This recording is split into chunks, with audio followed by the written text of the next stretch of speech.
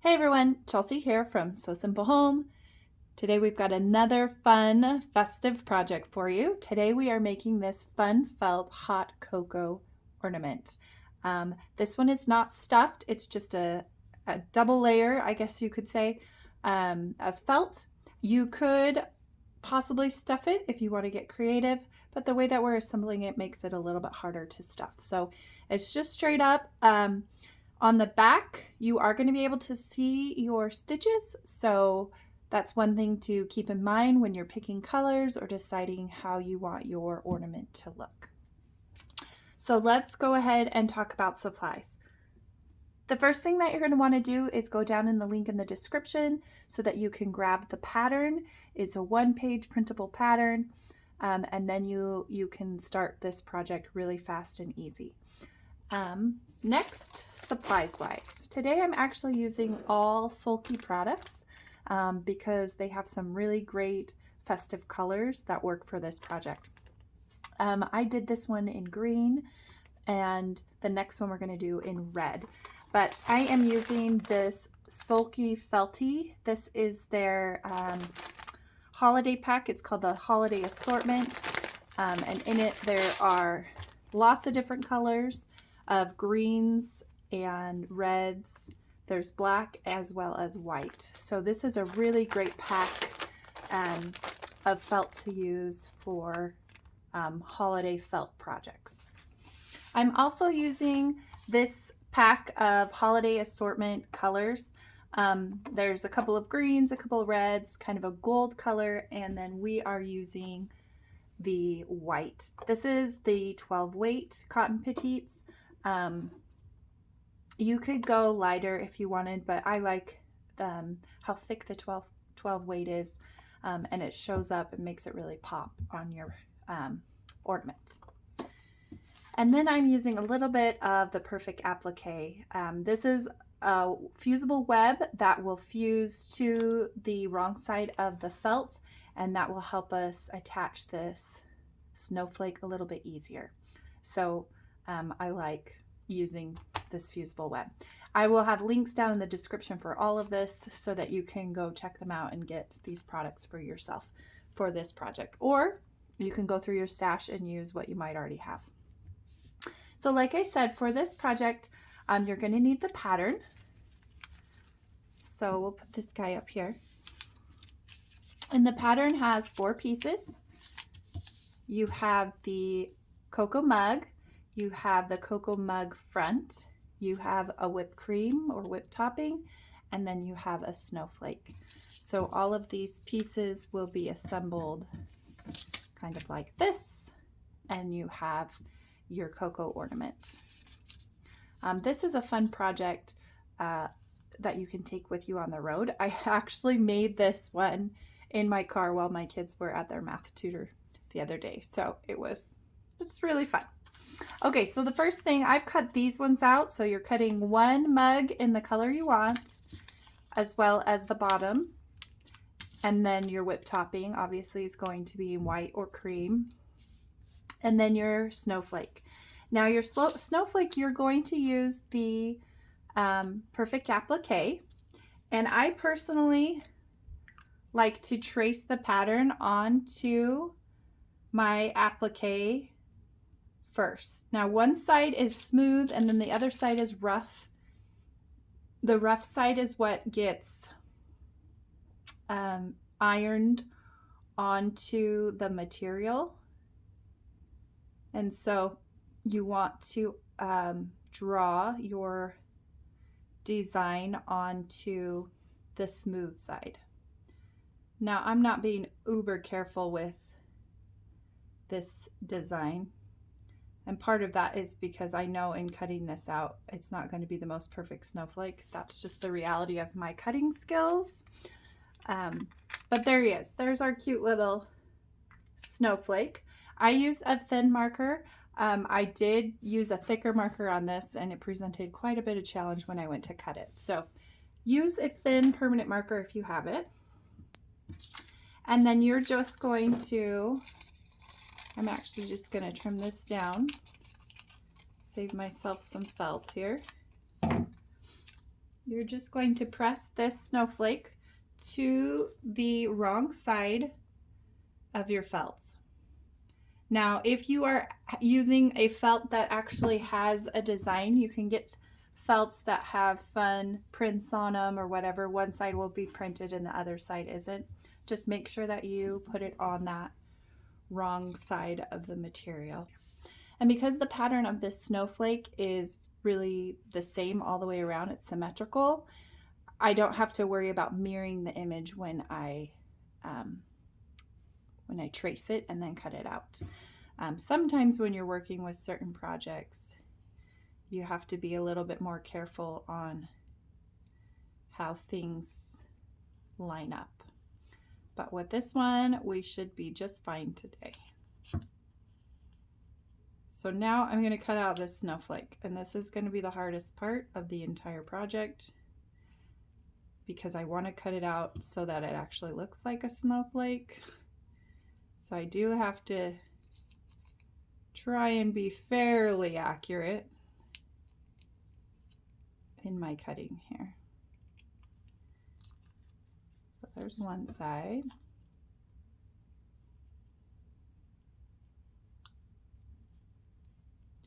If you have a cutting machine, you could for sure cut out like a piece of vinyl instead, or even place your felt on your cutting machine and cut out your snowflake that way. But I know not all of us have cutting machines, so it doesn't always work out to get your machine out and cut this tiny little snowflake out. All right, so we can get rid of all these scraps and pull this off. That looks like a snowflake. I think we did fairly well. What do you think? So the first thing that we're going to do is we take our bottom of our mug here, and we're going to take the side of our snowflake that has the perfect applique on it, and we are going to press it to our felt piece. Now I'm just using a little piece of wax paper here, or parchment paper, I guess, not wax paper, to press it, just so that I don't mess up the felt. So it's on there and it's not going to go anywhere. That's why I like to use the perfect applique, because it helps that or whatever design stay in place so that I don't end up having to try and hold it down or pin it down, and it's just not fun. I zoomed us in here a little bit just so you can see a little better. We are going to stitch our snowflake now. So I have my needle with my 12 weight thread on it, and I doubled it, so I have 2 strands on this needle. And for this project, we're going to do a back stitch for the attaching the snowflake here. So we're going to go up just a little bit of ways from one side of, or one end of a snowflake, and then we are going to go down.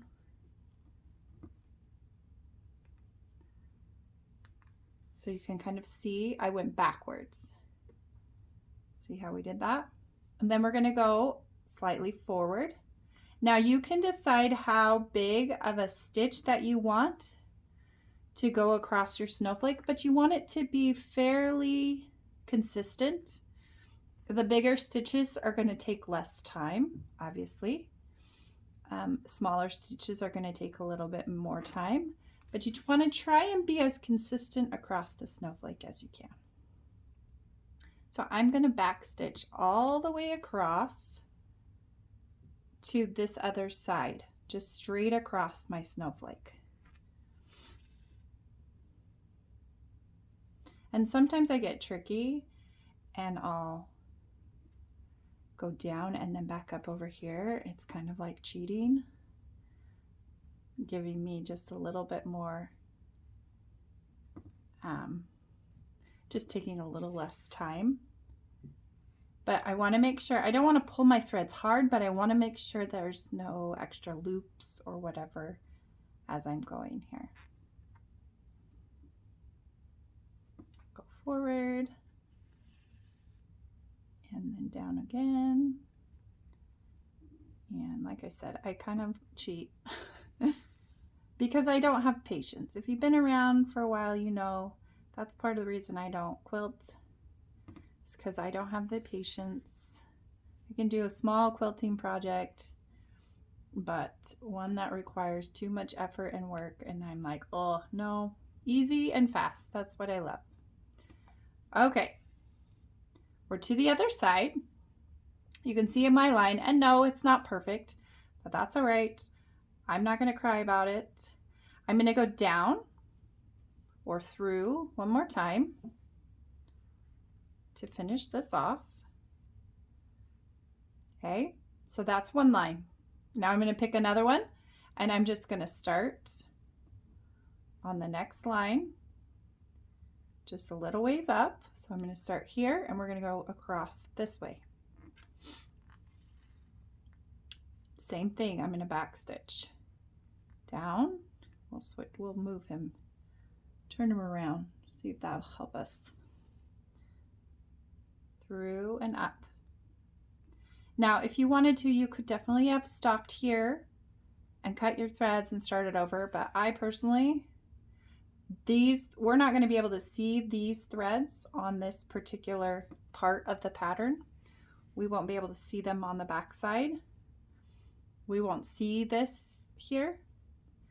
So I'm not worried about cutting my thread or trying to make it look really pretty on the opposite side.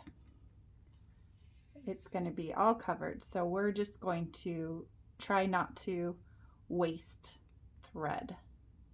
We're just going to keep stitching.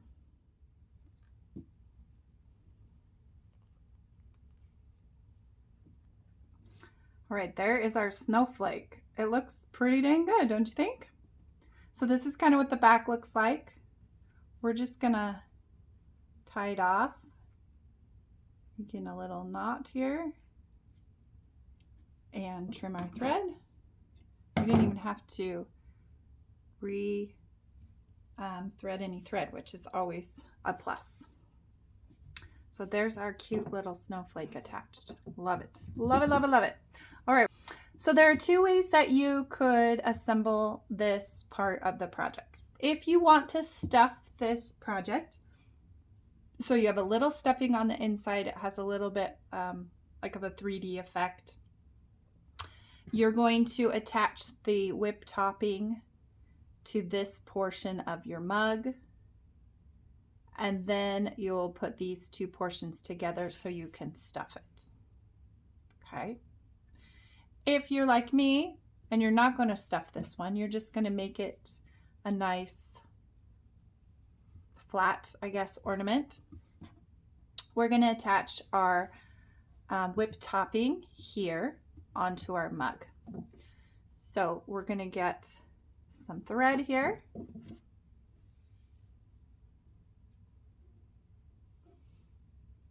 We're going to do 2 strands again.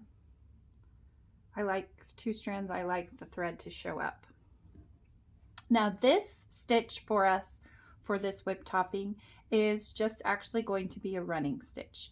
So we're going to go from the bottom through the top, and then we're going to go down, up, down, up, down, up, all the way across this portion of the whip topping.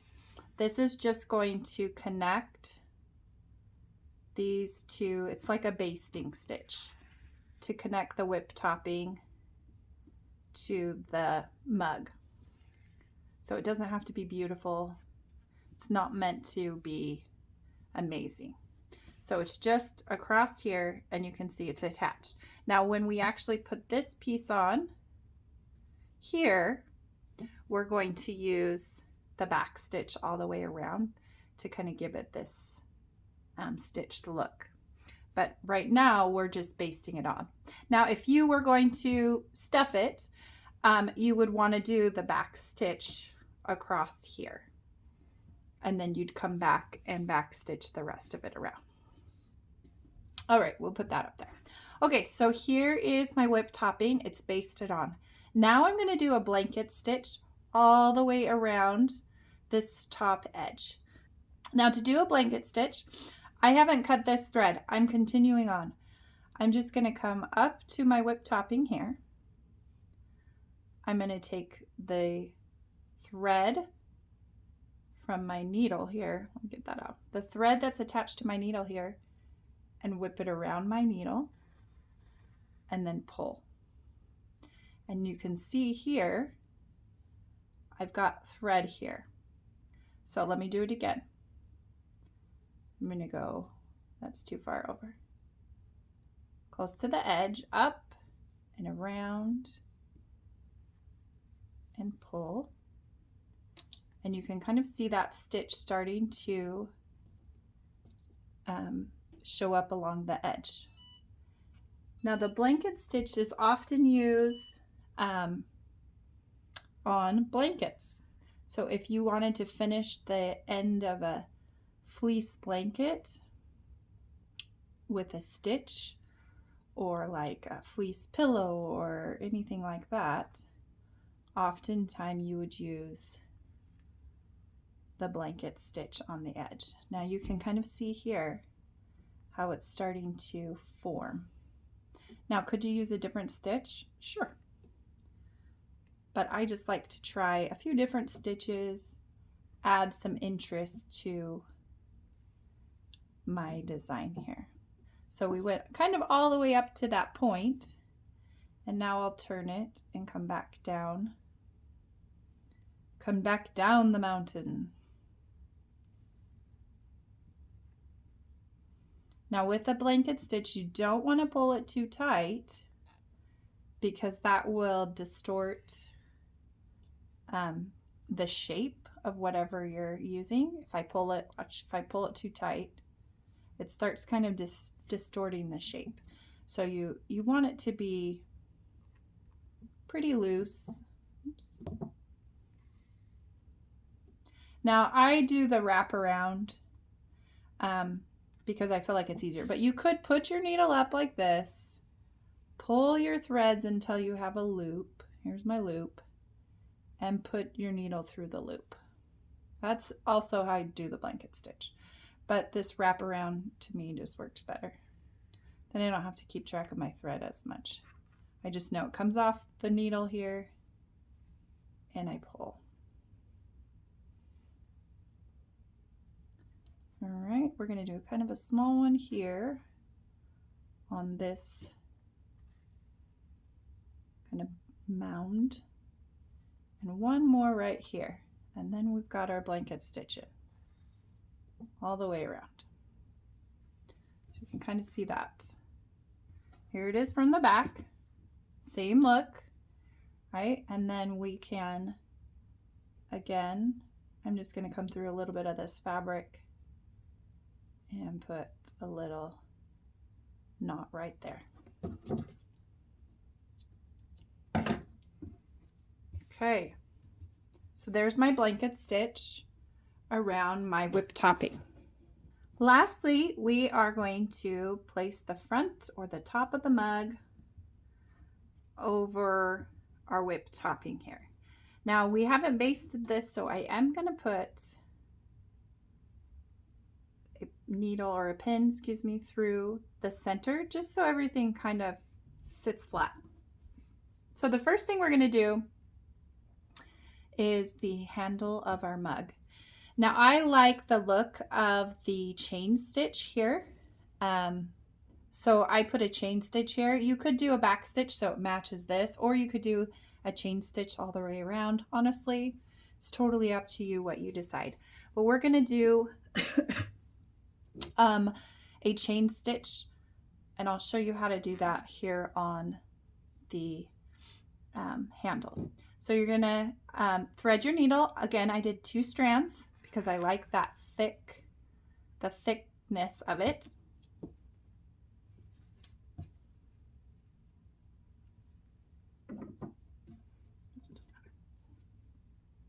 So I pulled my needle through the top. Then I'm going to make a loop, and I'm going to put my needle back down through that same hole that I just made, okay? And I'm not going to pull all of my thread. I'm going to have kind of this loop here. Now from the loop, I'm just moving it out of the way so you can see better. I'm going to come up from the back again, like this. You see my needle here. And I'm going to come through this loop that I made. And I'm going to pull it. So I kind of have this fun little loopy loop. Okay, so now I'm going to do the same thing. Get my thread out of the way so you can see. I'm going to come down through that same hole I just made, creating a loop. I'm going to come up about the same distance that I did this last time, and I'm going to come through that loop and pull.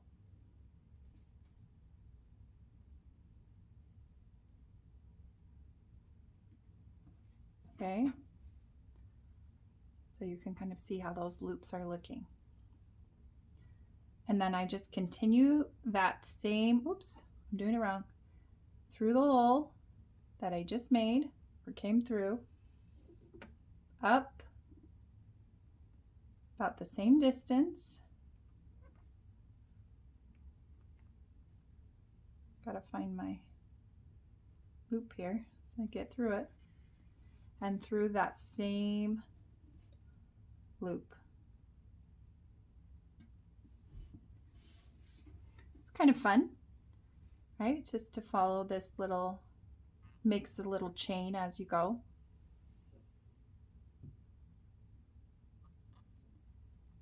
And then through my little loop here and go. So on the back side, it's just kind of looks like a running stitch.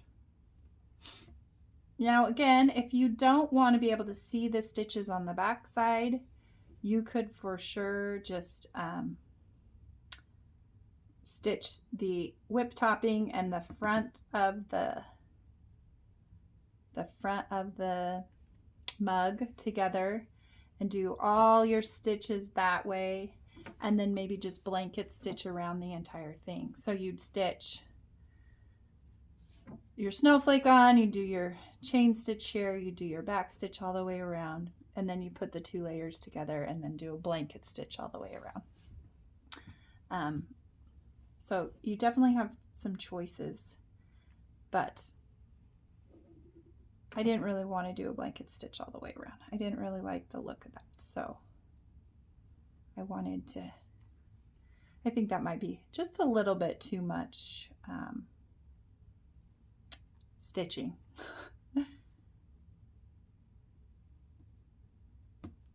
Just keep going.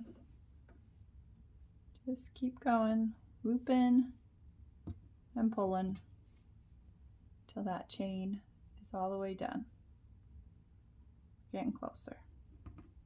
This is me cheating again. Just trying to cut some time off because of my impatient personality. All right, one more here. Get to the edge of this handle and pull. And there is our chain stitch. Now we're going to back stitch all the way around. So I'm just going to keep going with the thread that I have. So I'll start going up and then back.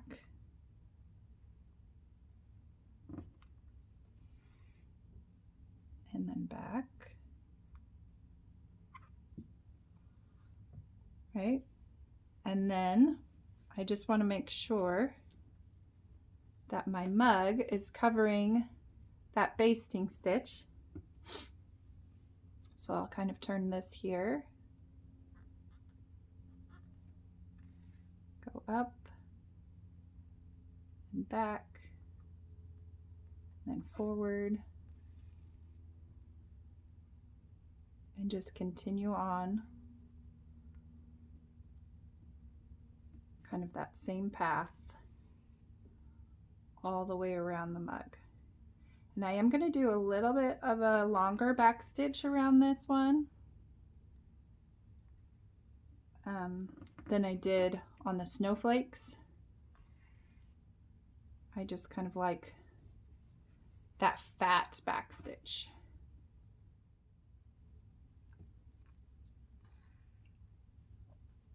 All right, when you get to this point, you can stop if you want and tie off your thread, but I'm going to continue all the way up and kind of close off that mug, almost as though that's the design of the mug itself, and this is the design of the handle. And I think it just kind of completes the look instead of just kind of stopping randomly.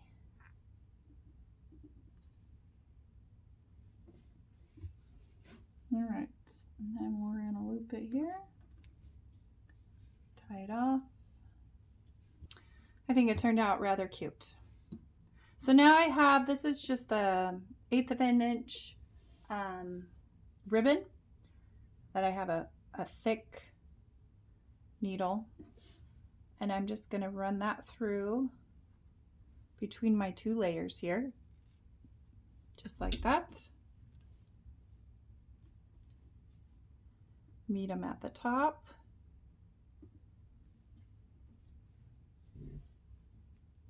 Tie them in a knot.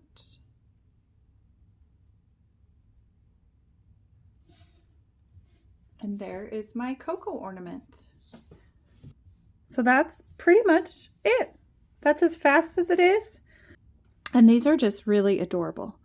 I don't know about you, but there's something about hot cocoa that just makes me feel festive and in the holiday spirit. So don't forget, you can get this free pattern along with the instructions at the link in the description. Make sure to check out all the links for all of the products that we use so that you can have everything that you need to complete this project. If you have any questions or comments, leave them down below, and we will see you guys next time.